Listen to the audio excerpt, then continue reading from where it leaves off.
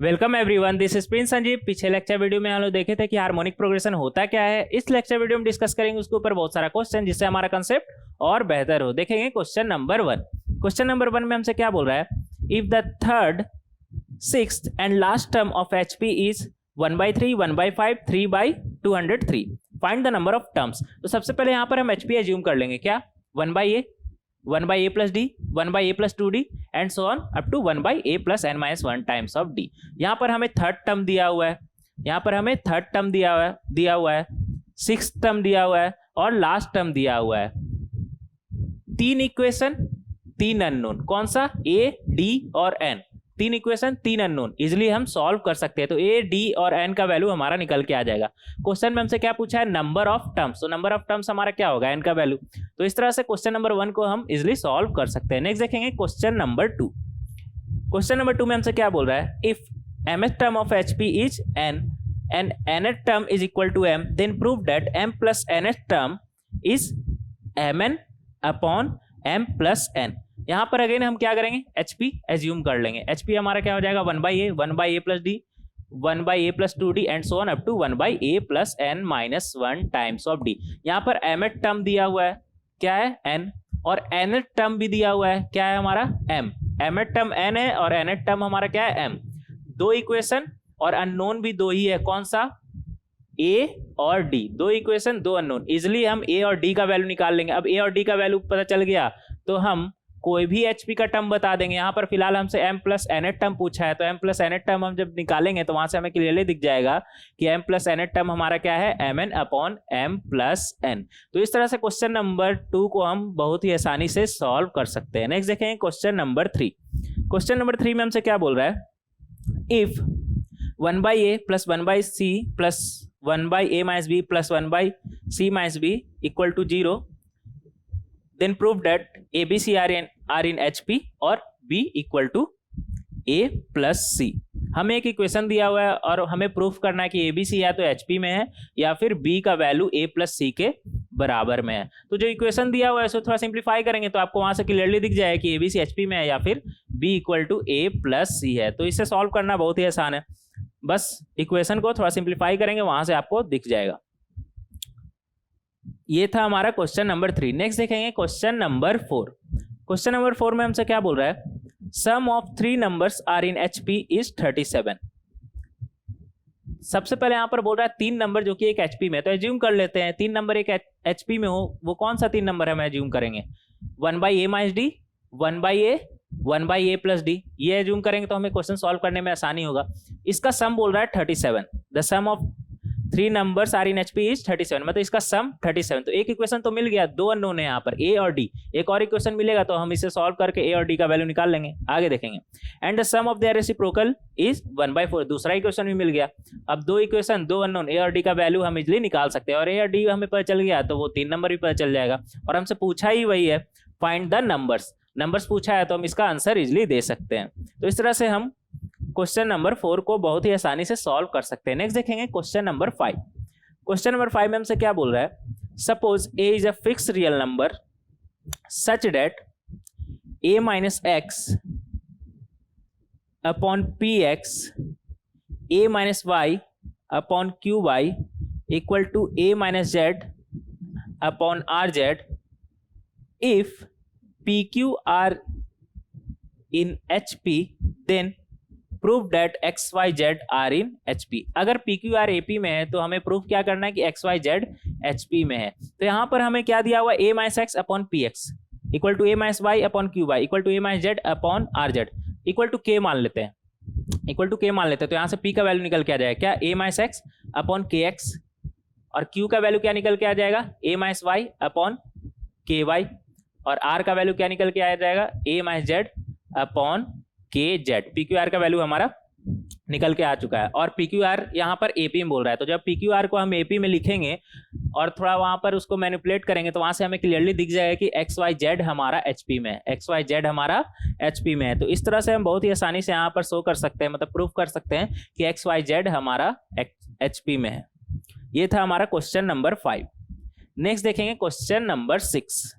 Question number 6 में हमसे क्या बोल रहा है, the second term of an HP is 40 50/9 and the fifth term is 20/3। तो सबसे पहले यहाँ पर एक हम HP एज्यूम कर लेंगे और HP में दो ही अननोन होता है, A और D, और यहाँ पर दो इक्वेशन हमें मिल रहा है। सेकंड टर्म बोल रहा है 40/9, सेकंड टर्म 40/9 एक इक्वेशन, फिफ्थ टर्म इज 20/3 दूसरा इक्वेशन, दो इक्वेशन दो अननोन। इजिली हम सॉल्व करके A और D का वैल्यू निकाल सकते हैं।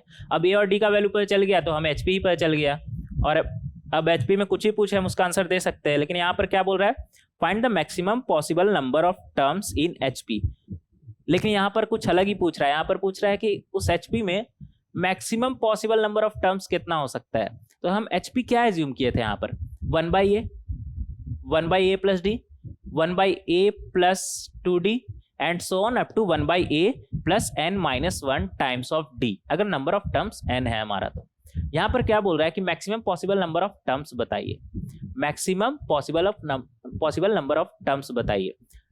A और D का वैल्यू तो हम दोनों इक्वेशन से निकाल लेंगे, बचता कौन सा है, n, नंबर ऑफ टर्म्स, बचता कौन सा है हमारा, नंबर ऑफ टर्म्स। तो नंबर ऑफ टर्म्स का मैक्सिमम पॉसिबल वैल्यू क्या हो सकता है। यहाँ पर ध्यान दीजिएगा, a plus n-1 times of d कभी भी हमारा जीरो नहीं हो सकता है, कभी भी हमारा जीरो नहीं हो सकता, क्यों डिनोमिनेटर में है, कभी भी जीरो नहीं हो सकता। और वैसे भी HP का टर्म हमारा कभी भी जीरो नहीं हो सकता है, लेकिन यहाँ पर डिनोमिनेटर का बात कर रहे हैं हम। a plus n-1 times of d denominator में है तो वो कभी जीरो नहीं हो सकता है।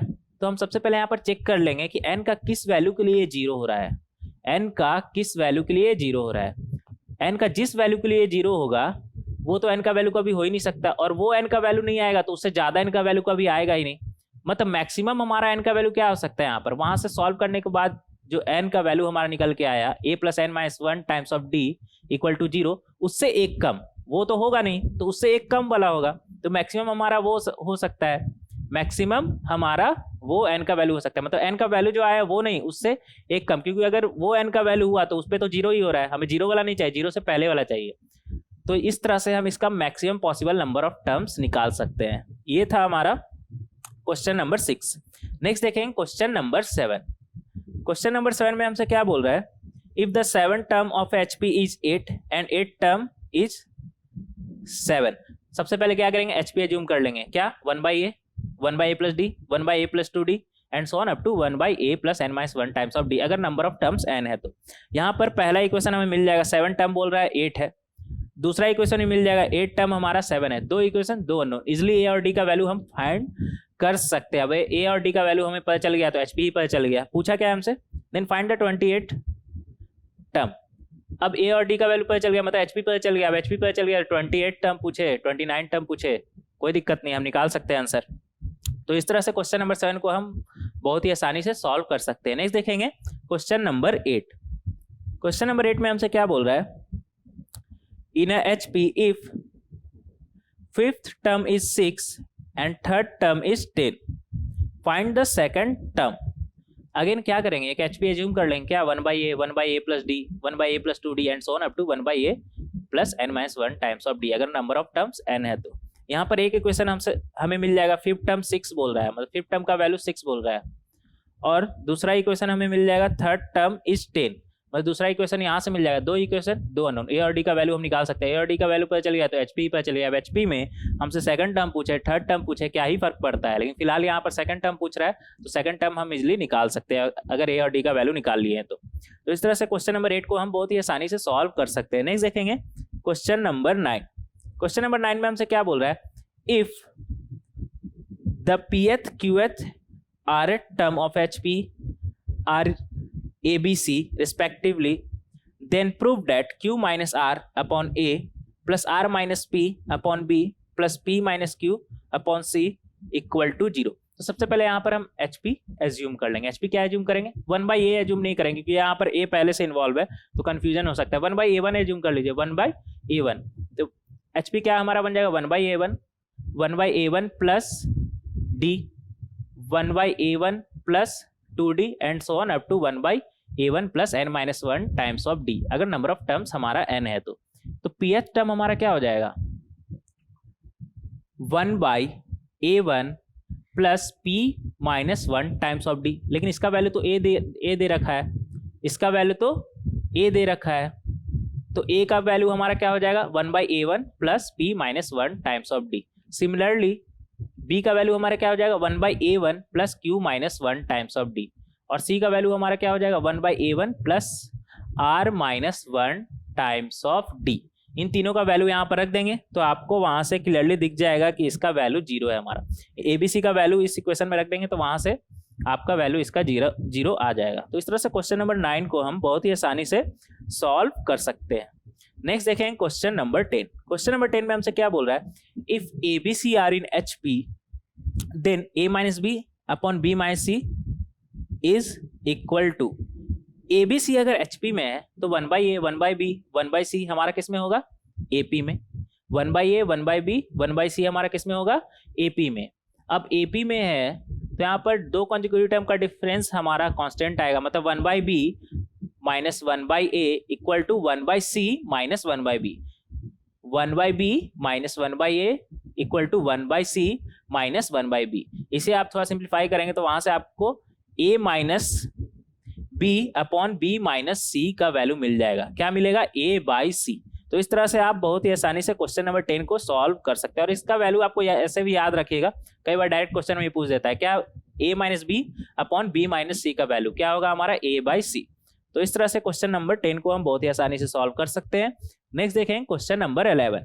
क्वेश्चन नंबर 11 में हमसे क्या बोल रहा है, if ABC are distinct positive real numbers in HP then the value of the expression b plus a upon b minus a plus b plus c upon b minus c is a natural number, a prime number, a composite number, whole number।